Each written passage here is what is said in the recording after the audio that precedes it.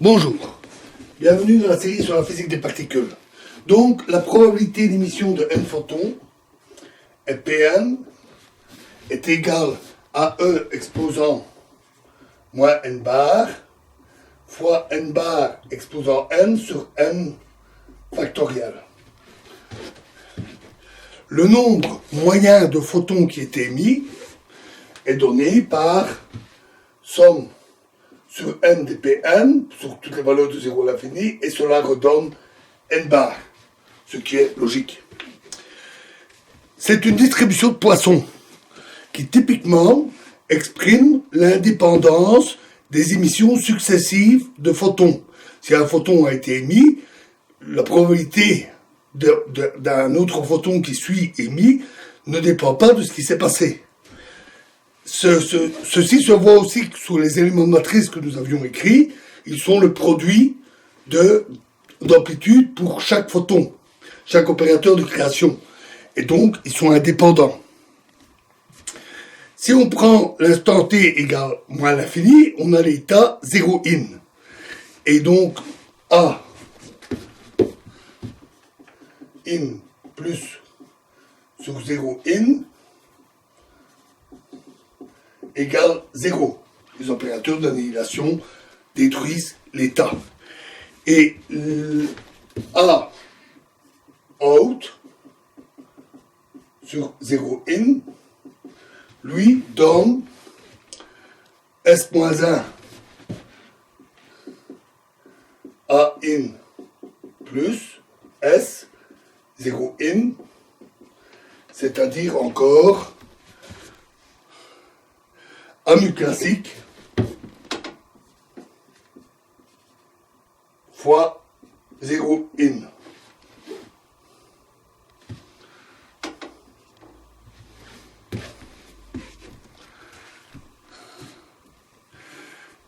Avec AMU classique donné par 1 sur 2 pi cube fois l'intégrale de d cube k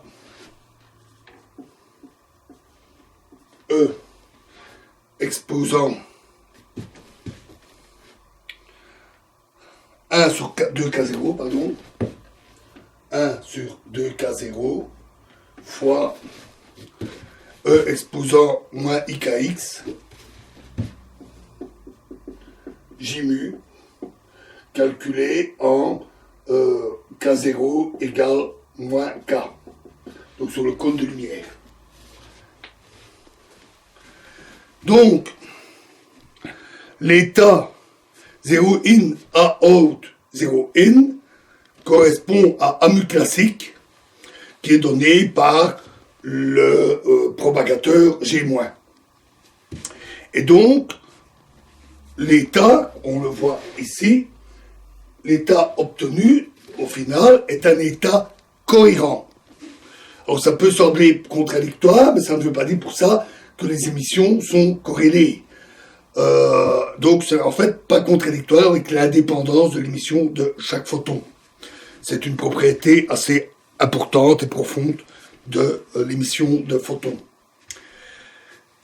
La moyenne de l'énergie émise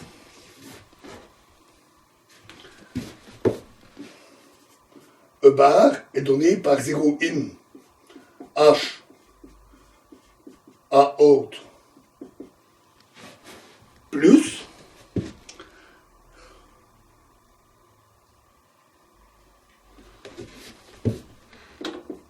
zéro in, c'est-à-dire 0 in fois S-1 H A out tout court, S-1 H A in S 0 in. Et donc c'est donné par 0 in fois S-1 intégrale dk tilde fois k0 fois la somme sur les polarisations A in lambda roi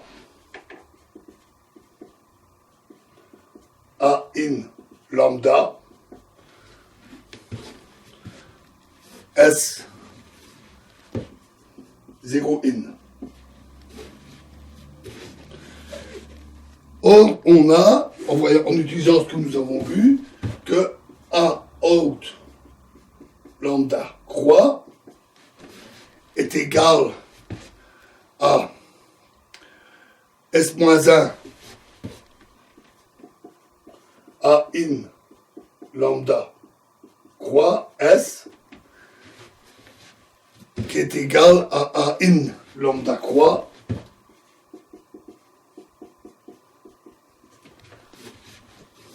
moins IJ lambda.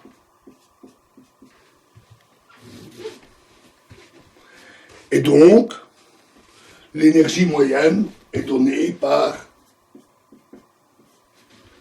l'intégrale de dk tilde fois K0 J1 carré plus J2 carré ou encore en utilisant K 1 demi dk sur d cube K sur 2 pi cube. Et ce résultat est en accord avec la théorie classique. C'est assez remarquable parce que ce n'est pas toujours le cas. La mécanique quantique, la théorie des champs ne donne pas toujours les mêmes résultats que donnerait la physique classique. Sinon, on n'aurait pas besoin de la théorie quantique. Mais ici, ce résultat est remarquable. L'énergie émise est en accord avec les équations de Maxwell classiques. Alors, maintenant, on va voir quelque chose d'un peu ennuyant. Alors, le nombre de photons qui est émis dans un élément de l'espace de phase est donné par dn bar égale K-1 fois dk tilde fois J1 carré plus J2 carré. Et l'énergie d epsilon bar égale H bar K0 fois dn bar.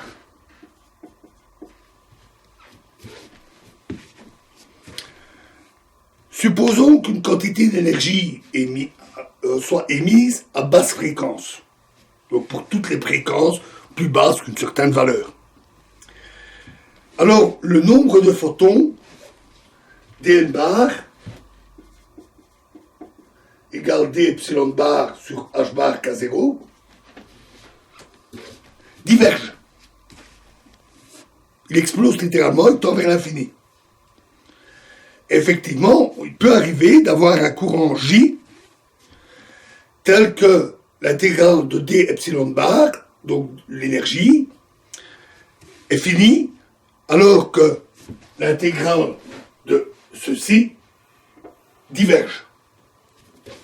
C'est ce qu'on appelle la catastrophe infrarouge.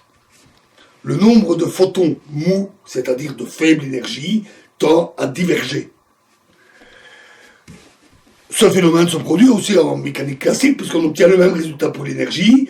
Donc, si on suppose que l'énergie est émise sous forme de photons, on retrouve le même souci, évidemment. Et ce phénomène se produit, par exemple, pour le courant J qui a été obtenu pour le Bremsstrahlung. On a ce phénomène. Cependant, d'un point de vue physique, il n'y a pas de sens de vouloir compter des photons de longueur d'onde aussi grande qu'on veut. Plus les photons ont une longueur d'onde grande, et plus ils sont difficiles à détecter. Que ça soit avec des énergies de transition dans des atomes, des molécules, l'énergie des photons devient vite trop faible pour exciter quelque transition que ce soit. Et avec des électrons libres, par exemple, dans une antenne n'est efficace que pour une certaine longueur d'onde, et au-delà pour des longueurs d'onde trop grandes, on ne capte plus rien. Donc il n'y a pas de sens de compter des photons d'énergie aussi faibles.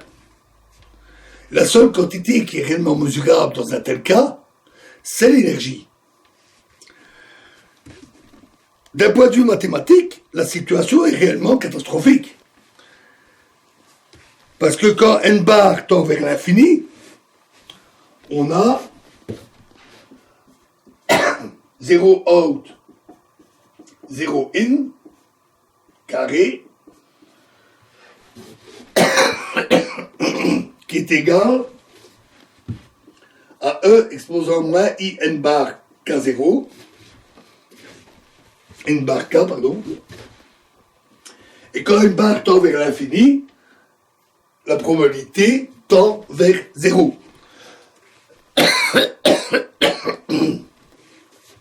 Et donc, en fait, tous les éléments de matrice entre les états out et état in tendent vers 0. Il devient impossible de construire l'espace de Fock des états out à partir de l'espace de Fock des états in. Et il devient impossible de trouver une transformation unitaire S. C'est en fait le même problème que nous avions avec notre modèle de spin sur un réseau. C'est exactement le même souci. Mais si la situation est catastrophique, mathématiquement, parce qu'on ne tient pas compte des limites physiques, physiquement, puisque ça n'a pas de sens de considérer des photons d'énergie aussi faibles qu'on voudrait, on peut couper l'espace des phases, en considérant qu'on observe qu'une certaine gamme de longueur d'onde, correspondant à la limite expérimentale, ou à toute limite expérimentale, qui existe toujours. C'est ce que vous dites, on pourrait dire, on pourrait prendre des antennes de très très très grande longueur d'onde. Par exemple, une antenne qui fait la Terre à la Lune, ou même une année-lumière de long. Oui, on observerait des longueurs d'onde extrêmement grandes, des photons d'énergie extrêmement faibles, mais pas plus bas. Ça sera toujours coupé. Donc, supposons que dans l'espace des phases, on a une région R, qui est la région qui n'est pas observée, inobservée. Et la région CR, qui est son complément, qui est donc observé. Dans R, la proba d'avoir un photon, PR, est donnée par la somme des PNR, c'est-à-dire la somme de E exposant moins n bar fois n bar R exposant n divisé par n factoriel. Quelques calculs donnent E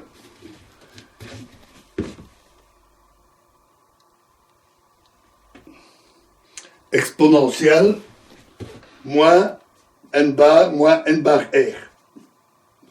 C'est-à-dire exponentielle de moins n bar CR. Le nombre de photons, moyen de photons émis dans la région observée. Et ce résultat est non nul, car n bar CR est égal à l'intégrale sur CR de dk tilde J1 carré plus J2 carré.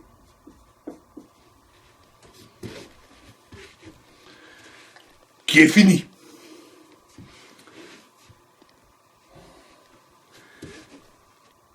Même si les termes tendent vers 0 quand n bar tend vers l'infini, le résultat de n bar CR reste fini. L'énergie mesurée, c'est E bar pour CR égale E bar moins E bar pour R. Et E bar R peut être rendu aussi petit que l'on veut, en prenant une région R suffisamment petite, aussi près que l'on veut de E bar, ce qui est désiré. Expérimentalement, on essaie de mesurer l'énergie totale émise, et pas moins. Donc, on peut avoir une région aussi proche qu'on veut de E bar pour la mesure. Et avec une région R très petite. Mais le nombre total de photons hors de R est donné par 1 moins exponentielle moins n bar R, n bar CR. Donc la probabilité de détecter au moins un photon hors de R est finie. Le nombre total de photons détectés est alors fini et l'énergie totale aussi proche que l'on veut de l'énergie donnée par la théorie. Donc, physiquement, si on tient compte de cette limite expérimentale, il n'y a pas de catastrophe. La catastrophe infrarouge est d'ailleurs la plus anodine en théorie quantique des champs.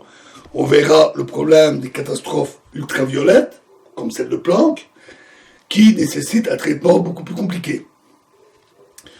Ici, au moins, on sait que si on prend les limites expérimentales, il n'y a plus de soucis. Voilà, alors on va continuer notre analyse, voir aussi les émissions induites, absorption et émissions induites, etc. On verra ça à partir de la prochaine vidéo. Je vous remercie.